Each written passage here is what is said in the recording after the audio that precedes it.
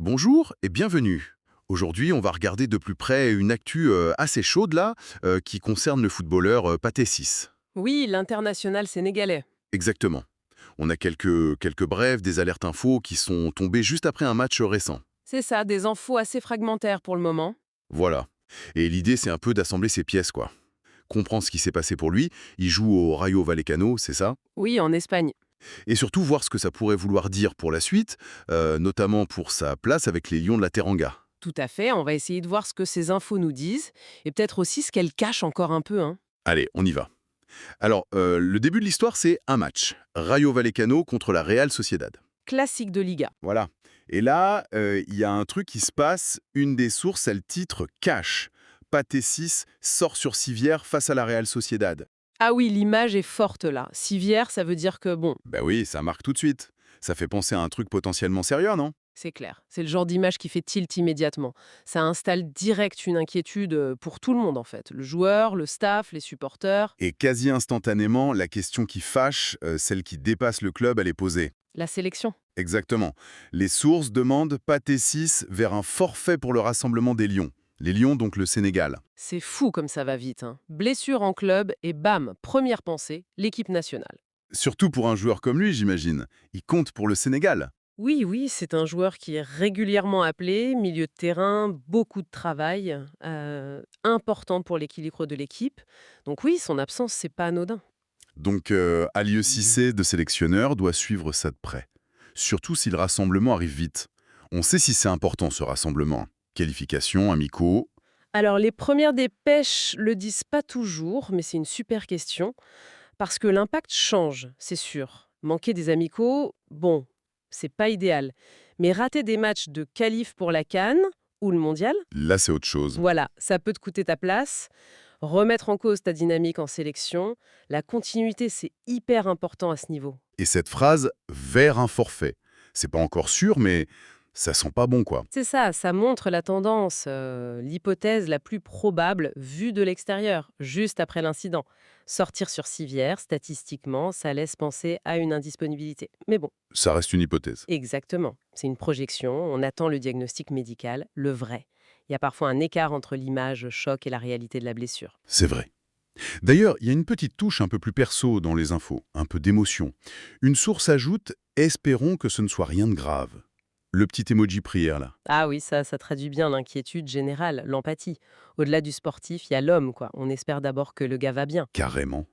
Que la blessure soit pas trop méchante pour lui, pour sa carrière. C'est le souhait numéro un, avant même de penser à son retour sur le terrain ou à la sélection. Et c'est là tout le problème avec ces premières infos, en fait. On est dans le flou complet sur la blessure elle-même. C'est quoi? Genou, cheville, fracture, juste un gros coup. Ben voilà, la civière, ça peut être plein de choses. Parfois, c'est même juste par précaution extrême. On a déjà vu des joueurs sortir comme ça et rejouer la semaine d'après. Et l'inverse aussi, malheureusement. Et l'inverse aussi. Sortir en boitillant et apprendre que c'est 6 mois d'arrêt. Donc sans les examens, l'IRM, tout ça, impossible de savoir. Donc ces alertes, faut les prendre comme un signal. Il y a eu un incident. Et ça pose direct la question de la sélection. C'est le schéma classique de l'info à chaud. L'événement visible, la civière, et la conséquence la plus médiatique, le forfait possible pour les Lions. Les détails précis, ça vient après. Souvent via le club. Ok. Donc si on résume un peu où on en est avec ça. Vas-y. Fait numéro 1. Pathé 6, blessé, sorti sur civière pendant Rayo Real Sociedad. Ça, c'est sûr. Check. Conséquence possible numéro 1. Forfait pour le Sénégal, grosse interrogation. Oui, l'enjeu majeur soulevé. Sentiment général numéro 3. Inquiétude, on croise les doigts pour que ce soit pas grave. C'est ça, l'aspect humain. État actuel numéro 4. Bah, on sait rien de sûr sur la blessure ou combien de temps il sera absent. Voilà. Incertitude totale sur le médical. C'est une bonne synthèse.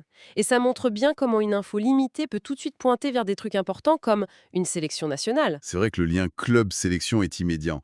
Mais pourquoi on parle autant du Sénégal et peut-être un peu moins de l'impact pour son club, le Rayo? Bonne remarque. Plusieurs raisons possibles selon moi.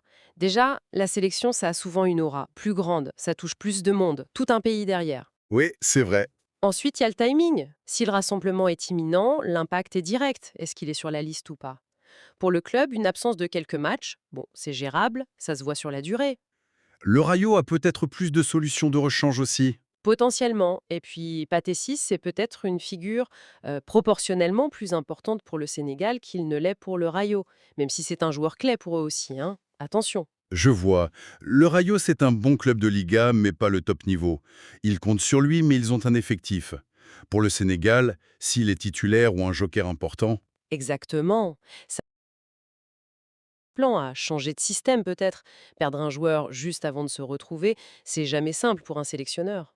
et même si c'est pas très grave, genre juste une semaine ou 10 jours. Ben, même là, si le rassemblement commence, disons, dans 3 jours, ça peut être trop juste. Arriver blessé, même légèrement, les staffs médicaux des sélections, ils aiment pas trop ça.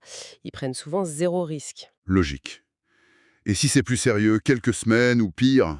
Ah bah là, coup dur pour le Rayo sur la durée et pour le Sénégal, non seulement il rate ce rassemblement, mais ça peut hypothéquer les suivants aussi. Une longue blessure, ça peut te faire sortir des plans du sélectionneur pendant un moment. On comprend mieux l'inquiétude, même avec peu d'infos. Ça touche à tout. Le club, la sélection et le joueur lui-même, évidemment. J'imagine l'attente pour lui. Ah, c'est terrible pour un joueur, ça. La blessure, c'est l'angoisse, l'incertitude, la rééducation derrière. Il doit être entre les mains des médecins du Rayo, là. À attendre les résultats, c'est dur mentalement. Et de l'autre côté, Aliou Cissé, il doit désintenser un plan B, non? Même sans savoir exactement? Ah, sûrement.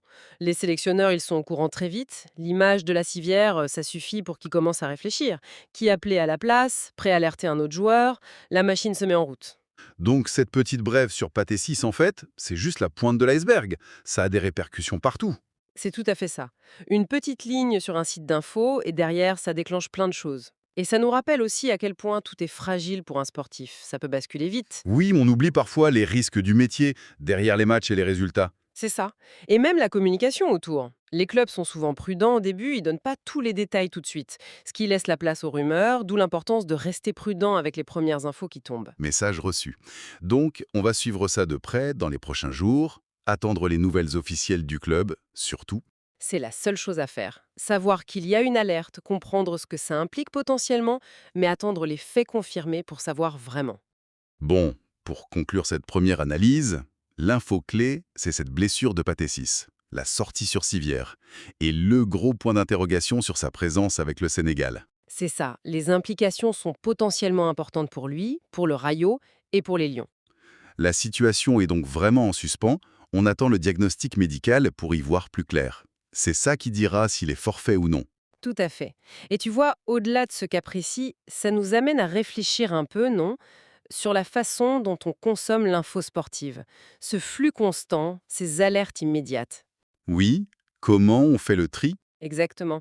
Comment on gère l'info brute, pleine d'émotions, de spéculations, par rapport à l'info vérifiée qui arrive plus tard.